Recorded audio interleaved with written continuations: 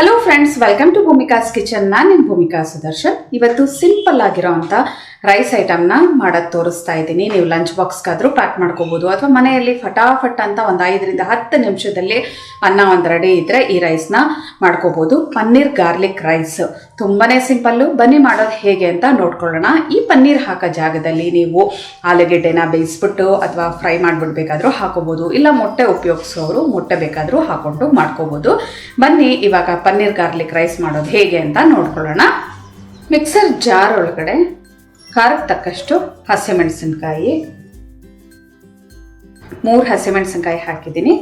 ಬೆಳ್ಳುಳ್ಳಿ 1 ಉಂಡೆ ತೊಗೊಂಡಿದ್ದೀನಿ. 1 ಉಂಡೆಯಲ್ಲಿ ಅರ್ಧ ಬೆಳ್ಳುಳ್ಳಿ ಅಂದರೆ ಒಂದು 10 ಎಸ್ಲು ಬೆಳ್ಳುಳ್ಳಿನ ಮಿಕ್ಸರ್ ಜಾರ್ಗೆ ಹಾಕ್ಕೊಂಡು ಒಂದು 2 ಟೇಬಲ್ ಸ್ಪೂನ್ ಅಷ್ಟು ನೀರು ಹಾಕ್ಕೊಂಡು ನುಣ್ಣದಾಗಿ ಪೇಸ್ಟ್ ಮಾಡ್ಕೊಳ್ತೀನಿ.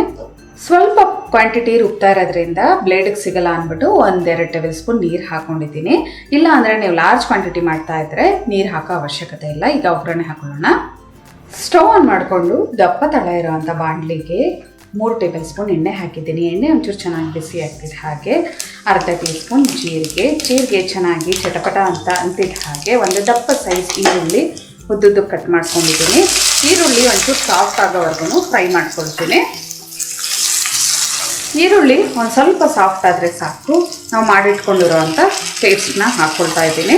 ಹಸಿಮೆಣಸಿನ್ಕಾಯಿ ಮತ್ತು ಬೆಳ್ಳುಳ್ಳಿ ಪೇಸ್ಟು, ಇದರ ಹಸಿ ಘಮ ಹೋಗಬೇಕು, ಅಲ್ಲಿವರೆಗೂ ಚೆನ್ನಾಗಿ ಫ್ರೈ ಮಾಡ್ಕೊಳ್ತೀನಿ.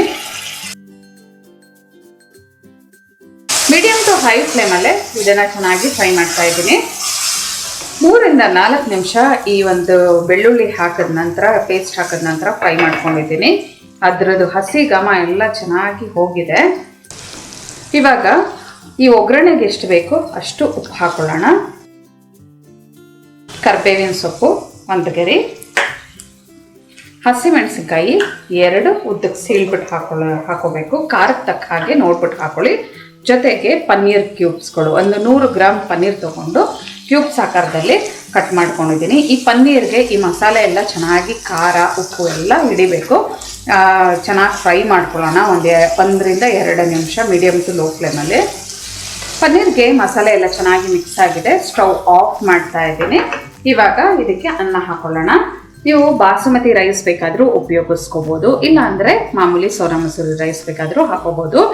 1 ಕಪ್ ಅಕ್ಕಿಗೆ 2 ಕಪ್ ಅಷ್ಟು ನೀರು ಹಾಕ್ಕೊಂಡು ಅನ್ನ ಮಾಡ್ಕೊಂಡಿದ್ದೀನಿ. ಸಣ್ಣಗೆ ಹೆಚ್ಚಿರೋವಂಥ ಕೊತ್ತಂಬರಿ ಸೊಪ್ಪು 1 ಟೇಬಲ್ ಸ್ಪೂನ್. ಇವಾಗ ಮೊದಲು ಇದನ್ನು ಸ್ಪ್ಯಾಚುಲಾದಲ್ಲಿ ಮಿಕ್ಸ್ ಮಾಡ್ಕೊಳ್ತೀನಿ. ನಂತರ ಕೈಯಲ್ಲಿ ಮಿಕ್ಸ್ ಮಾಡ್ಕೊಳ್ತೀನಿ.